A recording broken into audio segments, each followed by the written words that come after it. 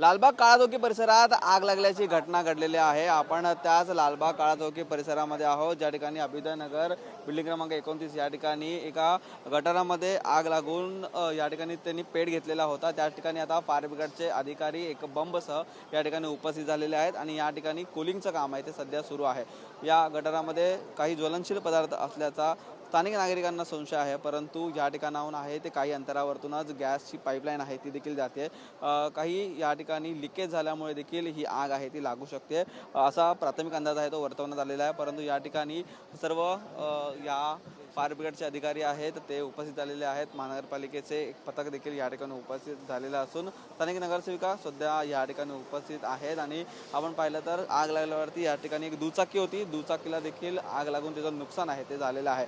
आज सुट्टी असल्या कारणामुळे या ठिकाणी आजूबाजूचे स्टॉल आहेत ते बंद होते, त्यामुळे मोठी दुखापत आहे किंवा मोठं नुकसान आहे ते झालेलं नाही आहे। परंतु सध्या कूलिंगचं काम आहे ते सध्या या ठिकाणी सुरू आहे आणि या ठिकाणची अधिकची माहिती आहे ती घेतलेली आहे। आपल्यासोबत या ठिकाणी नगरसेविका देखील आहेत।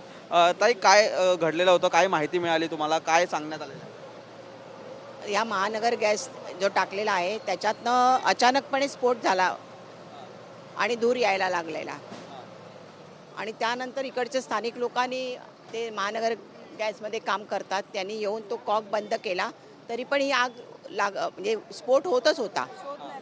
आणि कशामुळे लागला याचं काय अजून कळलेलं नाही आम्हाला की कशामुळे हे ॲक्च्युअल झालेलं आहे। एका स्कूटरचं पण नुकसान झालेलं आहे, त्यामुळे एक स्कूटरने बाईकने पेट घेतलेली आहे। तुम्ही या ठिकाणी होतात, काय पाहिलेलं आहे? मी जेव्हा इथे पाहिलं ना त्यावेळेला त्या चेंबरमधून थोडी आग बाहेर येत होती। त्यानंतर थोडी आग कमी झाली, धूर यायला लागला। धूर आल्यानंतर मग आपण फायर ब्रिगेडला सांगितलं, फायर ब्रिगेडची गाडी आली, त्यांनी शोध, पण महानगर गॅसवाले स्थानिक आमचे इथे काही राहणारी लोक आहेत, त्यातल्या एक व्यक्तीने येऊन महानगरचा कॉक बंद केला। पण फायर ब्रिगेड आणि महानगर दोघांशी संपर्क केल्यावरती म्हणजे महानगर गॅसवाल्यांचा संबंध येत नाही आहे, कारण का ते बोलतात आमची लाईनच इथून नाही आहे। पण आता फायर ब्रिगेडवाल्यांनी महानगरपालिका दोघीही कॉर्डिनेट करून हे कशामुळे झालं ह्याच्यावरती ते शोध घेतात। म्हणजे आपण असं तर्क लावू नाही शकत की नक्की हे कोणामुळे झालं आहे ते। आता ते करतात, ते निर्णय घेतील, म्हणजे त्यांचे सिनियरही येत आहेत, फायर ब्रिगेडवाले त्यांचं काम करतात। पण बऱ्यापैकी आग होती, म्हणजे अक्षी ढाप असे आवाज कसे येतात त्या पद्धतीत आवाज येतात।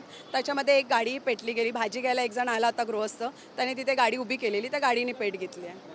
स्थानिक नागरिक आहे मित्रा, काय सांगशील? एकदम घराच्या जवळ अशा पद्धतीची आग लागते आणि जर आपण पाहिलं तर काही प्रमाणात कचरा देखील गटारामध्ये दिसतोय। अशा पद्धतीची स्वच्छता ही ती झाली पाहिजे आणि त्यामध्ये जशी जर लाईन असेल तर किती धोका आहे? 100% स्वच्छता झालीच पाहिजे आणि स्थानिक नागरिकांमुळे अपघात टळला आहे।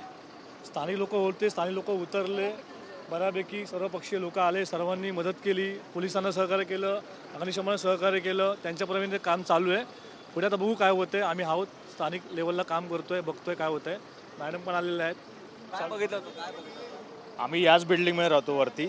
आम्ही यात रात्री किती टाईम 9:30 वाजताही स्फोट झाला, एक पहिला धूर आला, नंतर स्फोट झाला, मोठा आवाज आला, नंतर अजून एक दोनदा स्फोट झाला, तर गाडीने पेट घेतलेली। नशीब ती गाडी उलटी होती, तर ती पेट्रोलच्या जागी असती तर पूर्ण इथे बाजूलाच 4 व्हीलर पण होती, ती पण जळाली असती, त्यांनी पण पेट घेतला असता।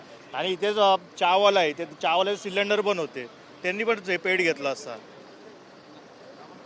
परिस्थिती आणि या ठिकाणी ही परिस्थिती आपण पाहिलं तर या ठिकाणी आता आगीवरती पूर्णपणे नियंत्रण आहे ते मिळवलेलं आहे आणि सध्या फायर ब्रिगेडचे अधिकारी आहेत ते या ठिकाणी काम करत आहेत।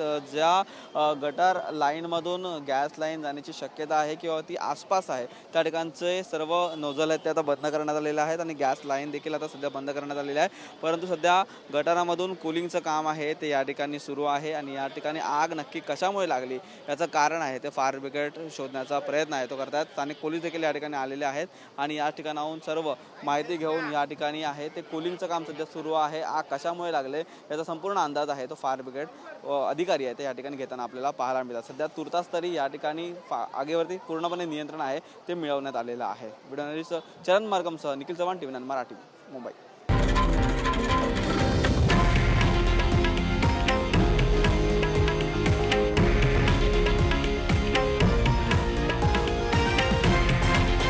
हे आहे देशातील नंबर 1 न्यूज नेटवर्क आणि आपण पाहत आहात TV9 मराठी, एकमेव।